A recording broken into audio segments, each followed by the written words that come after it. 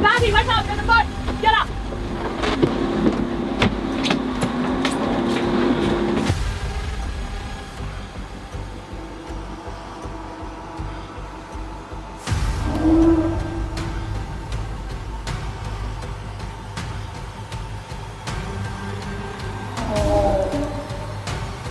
Oh man, my heart is going. I swear the car that I just mentioned pulled up.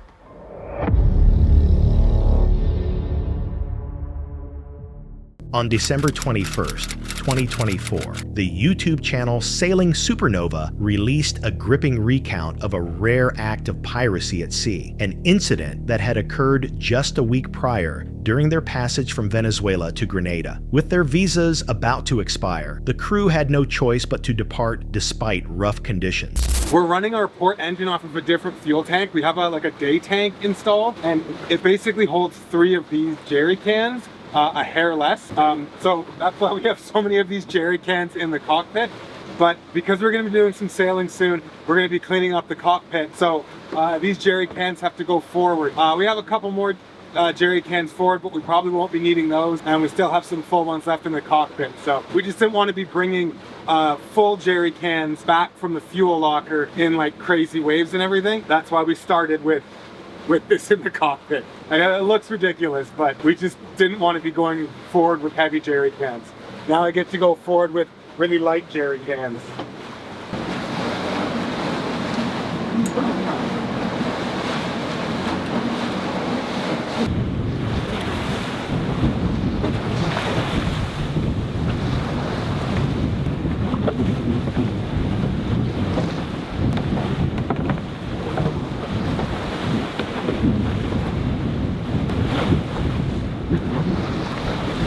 That's most of them. We're gonna stick a couple of them down below in here, and we'll reorganize when we're not out here rolling around.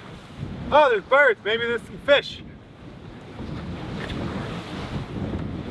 I just noticed on the chart plotter that we've gone over 8,000 nautical miles, and that's since around the end of July last year when we left on this big trip. So that's a pretty big achievement for us. Their catamaran relied on temporary fuel setups and backup systems due to lingering engine problems. After topping off the tanks and securing their gear, they left Los Roques and started what they believed would be a 3-day run offshore. The crossing... Good morning, everybody. It's day 1 of our hopefully 3-day sail from Venezuela, Los Roques, to Grenada. And we are going directly into the wind and the waves. Right now, the wind is 23 knots and literally 0 degrees. So, a bit rough. I slept okay, thankfully. Darcy's gone to sleep now. I think he had a bit of a rough night. A few things not going quite perfectly. Our day tank that we're using over on the port side until we can get to fuel line that we weren't able to get in the ABC Islands to fix that problem. We were worried about a little bit of air getting in because it's so rough, so we're just topping it up with jerry cans every couple of hours, but still much better than what we were doing beforehand, which was just using the jerry cans straight into that engine.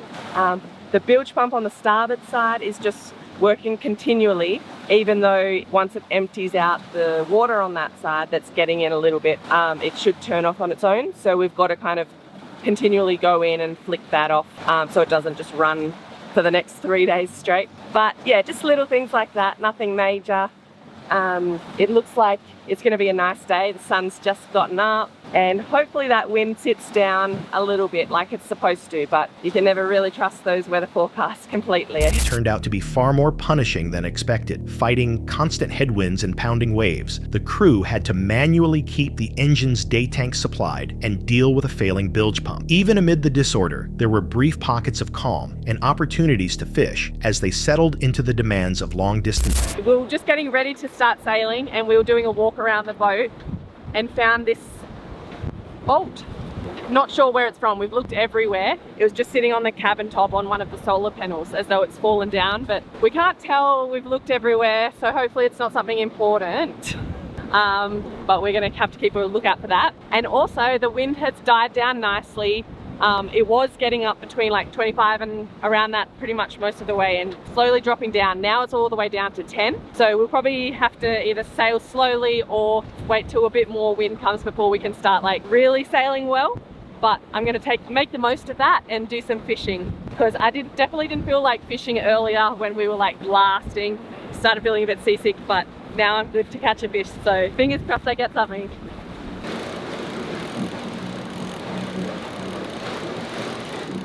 Sailing. To shorten the route, they chose to steer closer to the Venezuelan coast, passing near Isla Margarita and Los Testigos. I'm on shift now. It's a bit after 2 a.m. and Darcy's just gone down to the room to sleep. He has slept up in the saloon a little bit this passage because it's been so noisy and rolly and rocky and everything, but it's so much calmer right now, so he's gone down to the room. I think it's calmer because different point of sail, wind is nowhere near as much, and so the waves aren't nearly as much, and then also we're sailing, so it's also just better in every aspect. But yeah, the wind for the first day was like 25 most of the time, and now it is only 14, so much different, much nicer for upwind sailing anyway. And in the wave, we ended up reefing the jib before he went to bed. The wind was still up around 20, or had gotten up to around 20, and was kind of hovering between 17 and 18, 19, 20. And we have the waves on the beam now because we've changed that point of sail, and so we were kind of rocking to the side a bit, and we were both kind of like, I think we worry a fair bit about capsizing. One of the many or few, I don't know, downsides of a catamaran. So yeah, we reef just to be extra safe because it's at night time and just me up here. So now we have a reefed mainsail and a reefed head sail, but we're still kind of flying along about 4 knots. So it's pretty good when the wind is only like 14, 13. We thought we turned at the right angle so that we could miss the islands. We definitely missed the first set of islands that we went past and we could see, but there's further islands further down called Islas Tortugas? Oh no, Testigos. Islas Testigos. Though piracy had been reported in that region, the calmer seas offered relief from the relentless swells. But once night set in and the wind picked up again, new complications emerged. Sail battens loosened, lines snarled, and sudden maneuvers were needed to stabilize the catamaran. Then came the critical moment. So I've just made my second cup of tea for the night, and I thought I'd show you how much we've cleared up in here. It's amazing. Even though this has been the roughest passage we've ever had, nothing has fallen to the ground, so you'd probably be super proud of us. I'll show you. As you can see there, the spices. Oh. Darcy! Darcy! Darcy, wake up! There's a boat! Get up!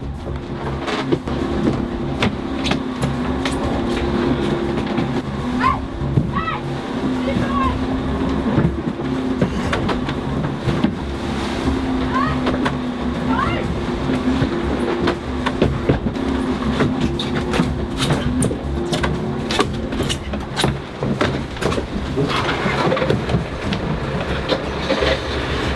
Engine! Turn up!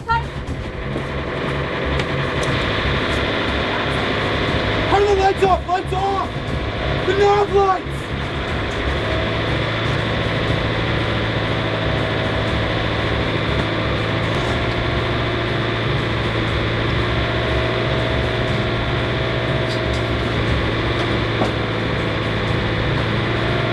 We got to tap! We have to tap!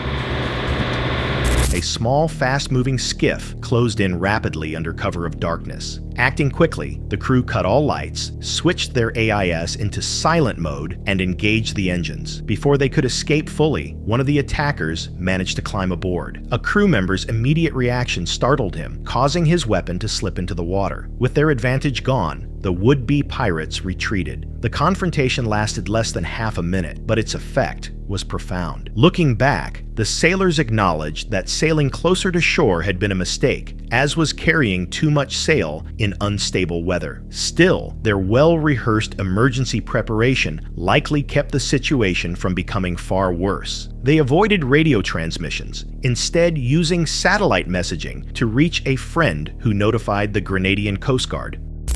Next, we're going to go over the few injuries that we did suffer. Yvette had a bruised arm when she got hit. And then when she was running back to the cockpit, she slipped and fell and has hurt her back. We were hoping that it was going to get better a little faster, but it's kind of a bit nagging and it's taking a bit longer to improve to the level that we would like it, but still doing okay. I pretty much got out of it without being hurt. I had a bloody nose, and that was pretty much it. And this wasn't like a long, drawn out, like punch for punch fight. This was over very quickly. Like 30 seconds or less, it was over. So the worst of the injuries are Yvette's back. The bruising on the arm is largely gone. She had trouble using her arm for a couple of days after, but the back is the main thing from the slip and the fall. Another question is, when or if this was reported to the Coast Guard. Yes, it was reported immediately within 5 minutes of the attack taking place. It was reported to the Coast Guard through our friend Brian. And then we also contacted the Coast Guard. We've had interviews with the Coast Guard as well as we've reported it to our individual country consulates. So it's been reported to everyone. It's on the Caribbean safety net for cruisers as well, the location of the attack. So that has all been done. If anyone's wondering, the Coast Guard did come to us and we did interviews on the Coast Guard boat to give them all the information that we possibly could, and they did check out Supernova. Officials responded swiftly, and the event is now recorded in multiple maritime safety systems. Although the crew escaped with only minor physical harm, a bruised back and a bloodied nose, the emotional impact remains. And while their quick actions likely spared their lives, the ordeal raises unsettling questions. What if the attacker hadn't lost his weapon? How many similar incidents happen without ever being reported in these isolated waters? Share your thoughts below, and if you want more real sailing survival stories, be sure to like, subscribe, and stay tuned for the next voyage. Deep in the Canadian Rockies sits a secluded area known as Spirit Camp, once a ceremonial burial ground for Indigenous communities. Over time, its reputation has shifted into something far more unsettling. Even tribal elders avoid it now, pointing to unexplained disturbances of old graves, strange noises drifting through the trees, and sightings that leave seasoned outdoorsmen shaken. Seeking clarity about these long-standing stories, one man begins a 4-day solo trek into Spirit Camp. Unlike most explorers who narrate their experiences, he keeps silent, letting the camera run on its own, capturing whatever might occur.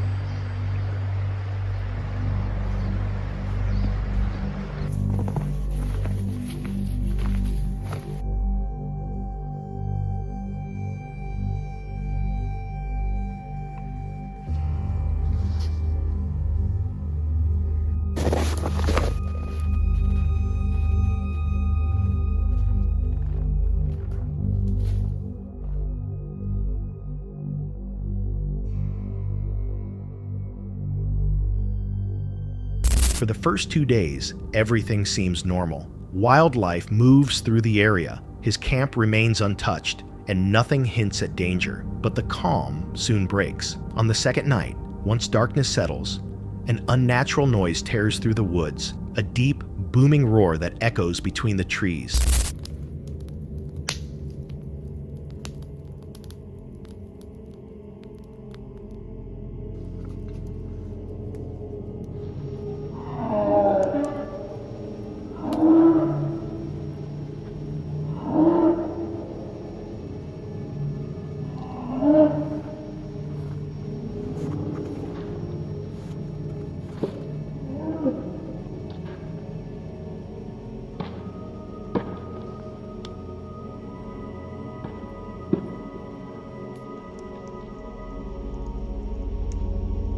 Its tone resembles a lion's call, even though no such animals live anywhere near the region. Moments after, several loud impacts echo out, sounding as if something heavy is striking the trees with intent. Those familiar with wilderness lore might recognize these patterns.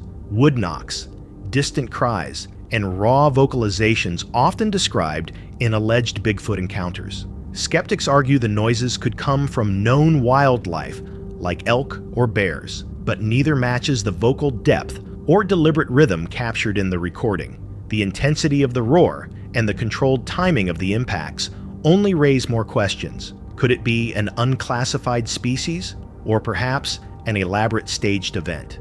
Still, many who have analyzed similar incidents believe this may represent another encounter with something unexplained. No matter which explanation you prefer, one reality is hard to ignore. If you were alone in those woods and heard that roar, close, powerful, and unmistakably real, would you stay for the night? Share your thoughts below. And if you're ready for more real encounters, don't forget to subscribe for the next story. Published on July 5th, 2025, this video begins with a calm and almost picture-perfect tone. The host, Tommy Dial, is spending time at an off-grid cabin hidden deep within the Midwestern mountains. The opening shows classic summertime scenes, freshwater fishing, small cabin upgrades, and peaceful moments in nature. It feels like a standard outdoor vlog focused on simple living and self-reliance. But within this quiet footage, a remarkable and extremely rare wildlife moment is captured. Tommy's day unfolds normally, making breakfast, casting a line in the creek, and doing some maintenance around the cabin.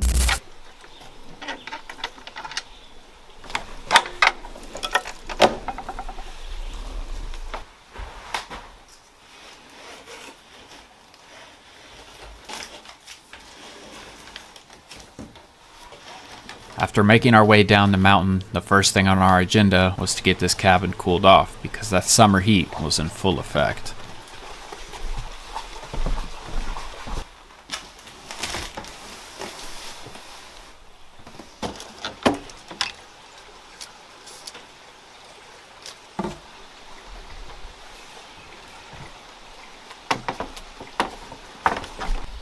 Okay.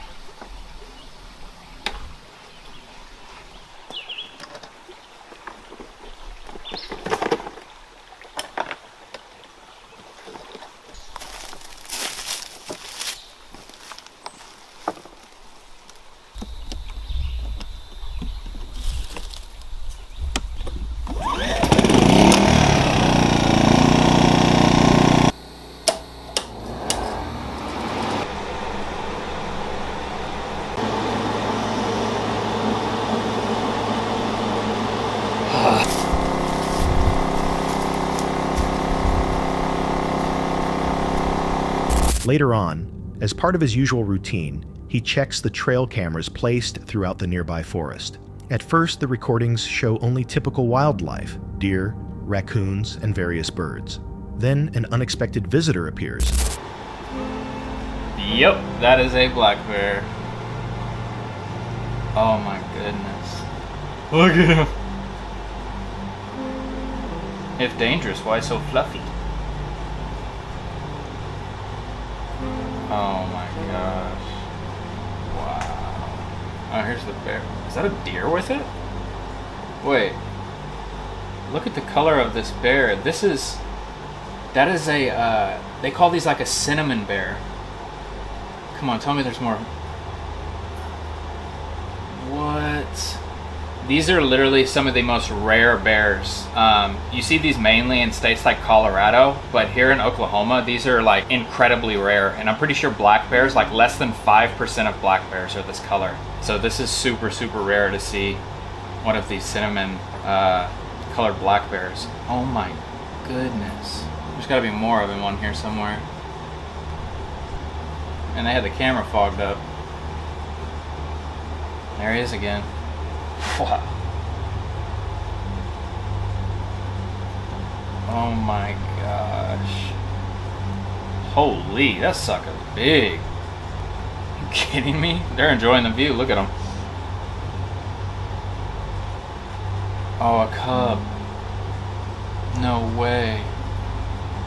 A black bear, but with an unusual reddish gold coat. This coloring is known as the cinnamon phase of black bears, a rare genetic trait found in only a small portion of the species, more commonly seen in states like Colorado. Seeing one in Oklahoma is highly uncommon.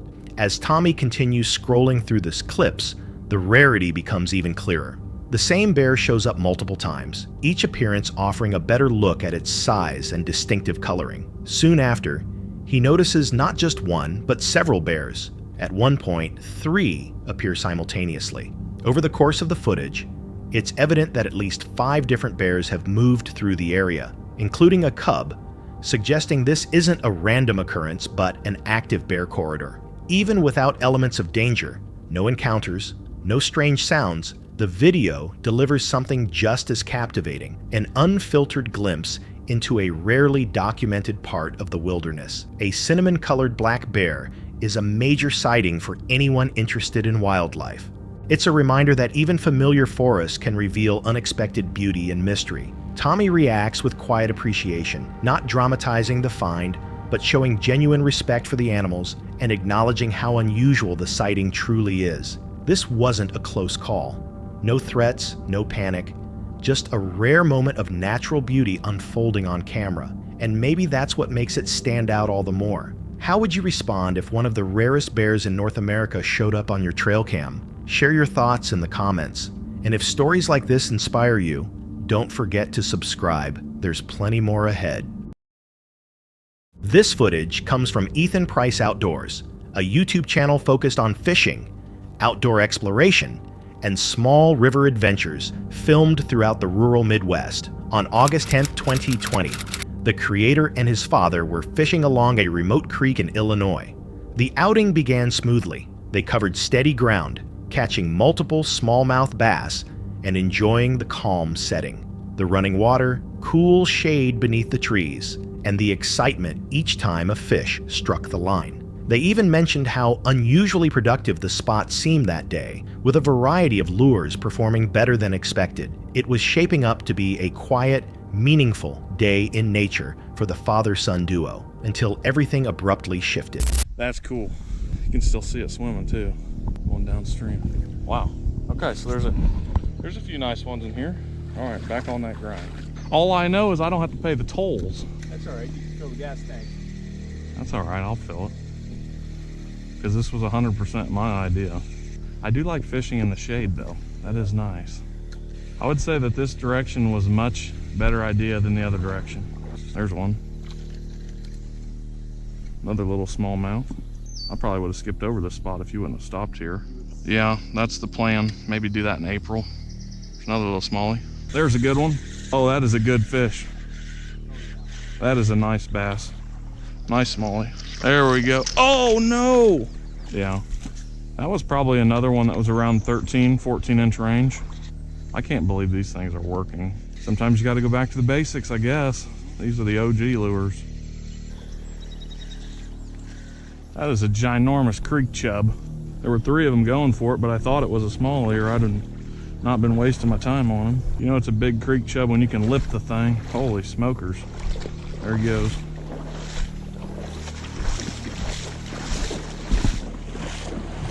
Best catch of the day.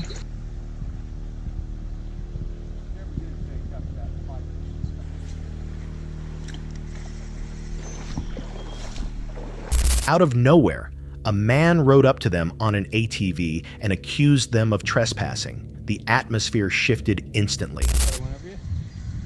Oh, you did not. You went under me. You're good. You gonna catch that fish? Where's your gun range? That scared the crap out of me.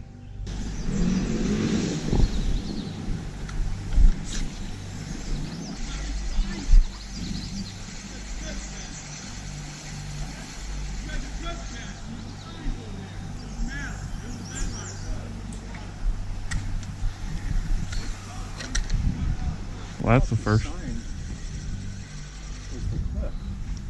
Well, I guess. Well, good luck. There's no service. That's probably why they're shooting guns. I mean, what are you gonna do? Shoot us? Well, those gunshots, I'm assuming, were the grumpy guy that came down here and told us to beat it. So apparently, you can own the river, and he's calling the police. So no big deal. We were backing out anyways. We're like 2 miles from the truck. So hopefully the police meet us there. We'll see. It'll be good either way. Hey, catching any? A few. It's a little slow, but caught any big ones? Really? Wow, we even fished that. Be careful, there's some clown up there shooting and screaming at people. Apparently we're trespassing if we're in the river. He called the police, or he said he was going to, so. How far up? Probably a mile. Probably no more than that. There's a sign on a tree to the left. We thought it said gun range, but apparently it says, like, we'll shoot you if you come here, so. Aren't people floating the river? I don't know. Yeah, good luck, man. There's a good one. Stay on, stay on. As soon as it hit the water, slammed it. There's a pretty little smallmouth on our way back. Kind of right off that boulder out there. Another little smallmouth. Moments later, gunshots were fired in their direction, breaking the silence. Looking toward the bank, they saw 3 individuals standing there, one of whom appeared angry and shouting. The men insisted they owned the creek, though it wasn't clear whether the waterway was actually private or public. Not wanting the situation to escalate, the creator and his father chose to pack up and head back toward their vehicle, still several miles away. Along the way, they encountered others who had heard the shots, adding to the confusion over who, if anyone, legally controlled the area. Even though they managed to catch a few more fish before calling it a day, the incident left a strong impression. What began as a peaceful fishing trip nearly turned into something far more dangerous. The event illustrates how unclear property boundaries can be in rural regions, especially around waterways. In some states, streams can run through private parcels, creating disputes, but firing a weapon to enforce a claim is both irresponsible and illegal. Whether the men actually owned that stretch of creek or not, their reaction was far beyond reasonable. Would you ever return to a place where someone might confront you with a gun? And if you were alone in the woods when something like this happened, how would you handle it? On February 28, 2025, YouTuber Mo Sarge shared a solo camping video filmed deep inside the Canadian backcountry. The trip was intended to be another quiet overnight adventure, a secluded stretch of wilderness surrounded by thick forest, far from any nearby town. But as the video progresses, the tone slowly shifts from calm to unsettling. Truly nowhere. I'm listening in right now. I just heard. It sounded like a woman screaming.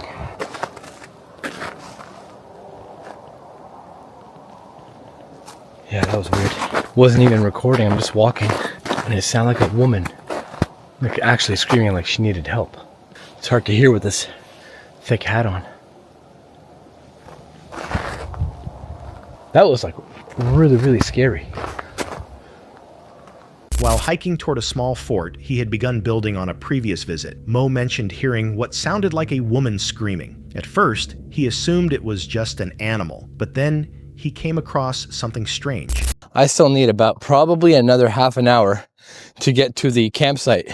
And by campsite, I mean the place where I was trying to build like a fort. Oh, what the fuck?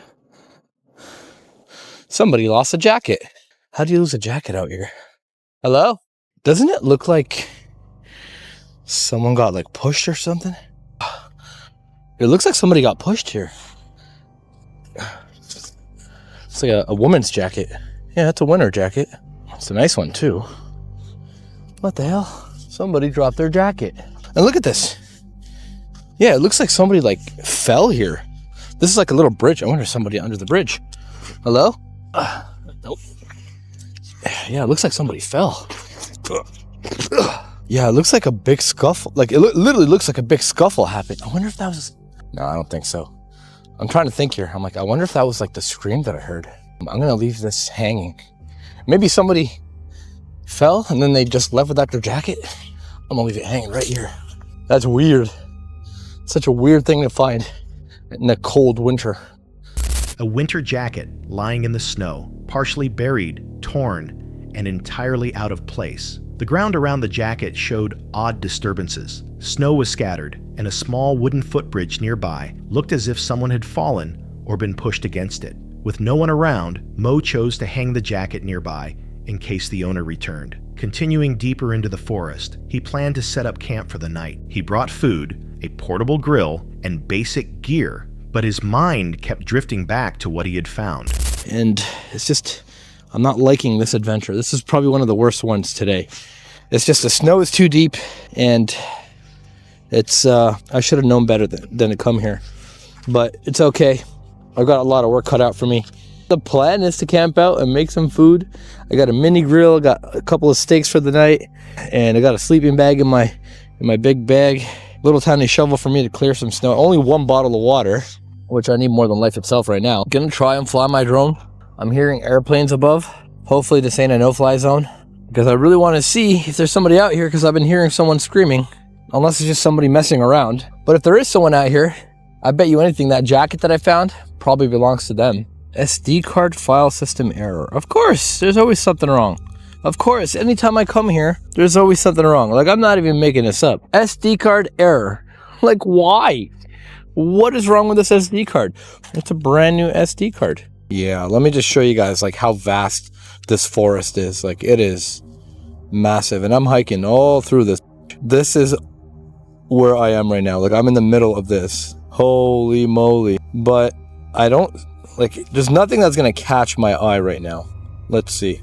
Max altitude reached. Yeah, it doesn't look like there's anybody out here.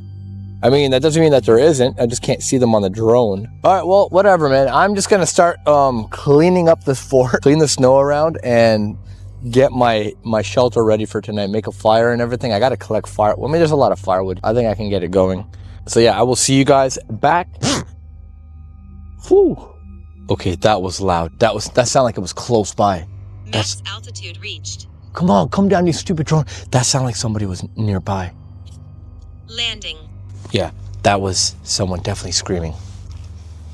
Yet again. I need to go and investigate that. If somebody is actually out here and they do need help, then let's do our part and help them out. I'm gonna leave this for now and go and see if this lady actually needs help. Came from this area, which obviously is where the creepy haunted dolls are. Hello, ladies. Have you heard of a screaming woman out here? This is so creepy. I hate coming here. Let's keep moving. Oh, Jesus. Jeez, that scared the crap out of me. Hoping for answers, he launched his drone to inspect the woods from above. But the aerial footage revealed nothing. Just as he began preparing camp, another loud noise echoed through the trees, intense enough to draw immediate concern. Yeah, guys, I just got back to my car, and this guy was just standing on the trail, smoking a cigarette, and he looked really, really stressed and pissed off. But I don't see a woman anywhere. There's another guy behind me here, but he literally just rolled in. But this guy in the white car looked very fucking suspicious, so I started recording him. Like, he was just standing there, looking like he's waiting on someone, and there's literally no one else here. So I don't know, I think this might be our guy. I have no proof of it, but he just looked like he was very pissed. And when I was walking out the trail, he was just walking very, very slowly, like he had just done something wrong. Why is this guy like circling my car? Weird. Maybe this is our guy. What's he doing? What the hell is Buddy doing? Buddy, what are you doing, buddy? Buddy, what are you doing? What the hell is he doing? Oh, he's cleaning up some garbage. Okay, that's nice of him. Or evidence. He just picked up a beer can. Okay, Buddy's not our perp here. I still think it's this dude in the white car. Now he's just sitting there. His car's not even running. It's cold outside. Yeah, no joke, guys. When I was walking out almost near the parking lot, I ran into this guy that was smoking a cigarette, which I told you guys back there I smelled cigarettes, right? And he was just standing literally in the middle of the way, not moving, nothing. And I think I got a recording of him doing that. And then he started going when he realized I was behind him, but he was walking very, very slowly, almost like in a manner where he had done something wrong. But there's no woman out here. So I got his plates, CUN918 Honda Civic. I got his plates just in case.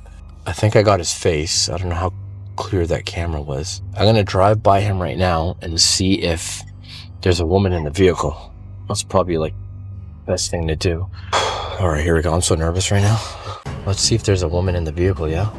Yeah, I don't see a woman in the car. What's he doing? He's got clothes back there. Oh, that's weird. Why is Buddy over here running away now? That's so weird. This guy came, picked up a can, and just left. Oh, he's pulling out. Bro, is this guy gonna follow me? I'm gonna pull back in and try to record him. I feel like this may be our guy, to be honest. Yeah, I'm gonna go back in. Oh wait, he just like changed. What the hell? All right, now I look suspicious to him. He just changed where he was parked when that guy left, took off running. What the f is going on around here? Like, actually. So here's what's gonna happen. I don't see a woman anywhere, but it looks like there's a car that maybe crashed, or maybe it's her car. Maybe something happened. What the hell happened here? Oh, is that a woman? Oh my God, that's a woman on the phone. Oh, maybe something happened to her, but she had clothes on her. I'm going back. This is crazy. Like, I'm telling you guys, like, this just happened. Like, something literally just happened. I gotta figure out what it is. Let's see if we can get a shot of her face. She's sitting in the tow truck passenger side. Like, her car, maybe it's just a coincidence that there's somebody broken. Yeah, that is a woman. Hi, are you okay? What the f? Okay, I'm like, this is f***ed up. Dude sitting there in the parking lot. I'm recording this for the cops. Like, something just went down. The parking lot is literally right there, guys. Dude's sitting there. It doesn't make any sense. It really doesn't make any sense. He's still sitting there. Hold on. Let's see if I can get a glimpse of him. I'm literally gonna sit here and watch this shit. Okay, so here's what's gonna happen. I'm gonna call the cops and I'm gonna tell them what I found. I'm gonna send them my footage. If that is the woman, she's okay. And she's wearing clothes somehow. Maybe the tow truck guy gave her clothes, I don't know. That guy looked fucking shady, I'm telling you. He looked fucking shady. My blood is literally boiling right now. Like, I'm really pissed off. While checking the area, he found a scarf partly frozen in the snow, stained with what looked like dried blood. Combined with the earlier discovery and distant sounds, his simple camping trip took a far darker turn. Eventually, Mo decided to head back to the parking area, and that's when things became even stranger. A man stood alone near the trail, smoking and appearing tense. Another person soon arrived, picked up a beer can, and walked away. The first man remained in a white car, engine off despite freezing weather. Mo became uneasy, noticing the man's slow and hesitant movements, as though he was troubled by something. Soon after, Mo saw a woman sitting in the passenger seat of a tow truck nearby. She was on the phone, alert, and not visibly harmed, but Mo couldn't determine if she had any connection to the jacket or scarf found earlier. He recorded the individuals and their vehicles, later submitting everything to the authorities, hoping they would follow up. But once the video cuts to Mo back at home, he explains that he never received confirmation about the situation. To this day, no official information has clarified what took place in those woods, or who left those items behind. Some viewers believe Mo may have unknowingly arrived moments after an emergency, or perhaps encountered something far more troubling. The blood-stained scarf, the scream-like noises, and the suspicious behavior of the people near the trail only deepen the mystery. But with no verified connection between the woman seen later and the unsettling clues found earlier, the story remains unresolved. Was Mo simply caught in the wrong place at the wrong moment, or did he walk into something much more sinister? And could the woman have been fleeing from someone or something just before he arrived? Sort of Interesting is a YouTube channel recognized for its calm, easygoing style of wild and stealth camping content. Most uploads center around quiet solo camps, relaxed gear discussions, and soft narration that highlights the peaceful side of being outdoors. But on this trip, what started as a simple solo outing. Already today, everything's soaking on the ground. It's forecast 50% chance of rain for every hour until 9 AM tomorrow. My shoes are literally falling apart around my feet, and I couldn't set out until after it had got dark. This sounds like the recipe of a fantastic first ever solo wild camp. I'm Dan Brown, and let's just go and enjoy some nice, peaceful, calm time in the hills. My backpack for the trip was around 8 kilograms. I packed everything on the inside rather than having the camping rolls on the outside like I normally would, just to be a little bit more low-key and stealthy. I have actually got a backup battery to recharge my head torch and my phone and stuff. However, I'm going to keep my head torch on relatively low settings. Shifted into something far more unsettling. The creator, Dan, began what he intended to be his first genuine solo wild camp. Conditions were far from perfect. Heavy rain earlier had soaked the ground, and the forecast showed a 50% chance of showers every hour overnight. Even with worn gear and muddy terrain, he continued on, hoping for a bit of solitude in the hills. To save battery, he kept his headlamp dim while hiking, which, paired with thick woods and a loaded backpack, slowed him down. He noted feeling uneasy, as the low light made his senses unreliable. Eventually, he paused for a break and thought about cooking a meal on his small stove. So I've been walking for about an hour at this point, and it really is amazing the difference that the backpack has made. And also the fact I'm using a much dimmer light is starting to make me think I'm sure I can hear stuff and see little flashes and that. I'm sure I can't, but I can't be sure in here where I need to be. So yeah, quick backpack rest, and then we're gonna get, in fact I might get the stove out now, find a spot on the way ahead. But when he briefly switched his light to its brightest setting to search for a flat rock, Get some spooky footage. Dim lights only now. Just shining the torch round on full beam, showing like the woods to the camera. Some car somewhere on a road up there stopped, and I swear a torch shone into the trees, obviously from well above my head, but it's just spooked me a bit. Oh man, my heart is going. I swear the car that I just mentioned pulled up and somebody's got out. I don't know if it's just coincidence. I'm trying to tell myself that, but I am really, oh my goodness me. I know. This isn't fun, this. I am so stupid. I am the stupidest person. I don't know if you can see that they are literally scanning up and down. Can you see this on the ground? They're literally looking straight at me. I don't know what to do. I don't know what to do. I'm literally crouched. I'm sat on the ground. Right, the camera off. After a while, they finally left, and so I stayed hanging around in the woods for a good while after, just to make sure everybody was definitely gone. everything shifted. High on a road above the trees, a car seemed to slow, and moments later, a beam from a flashlight swept across the forest. It wasn't a quick pass. The light hovered and searched, eventually angling straight toward where he was standing. Whether it was pure coincidence or something more deliberate wasn't obvious, but the tension spiked instantly. He shut off his light and dropped low to the ground, staying completely still as the flashlight continued scanning the area.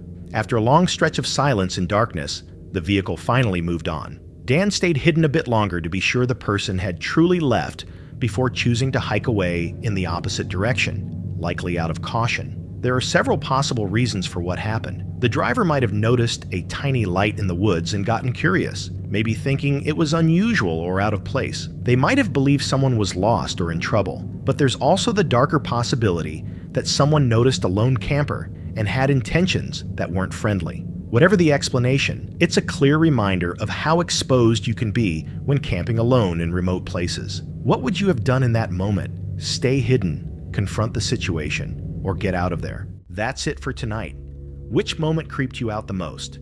Drop it in the comments. Have your own story? Share it with us, and stay tuned. The next one is even darker.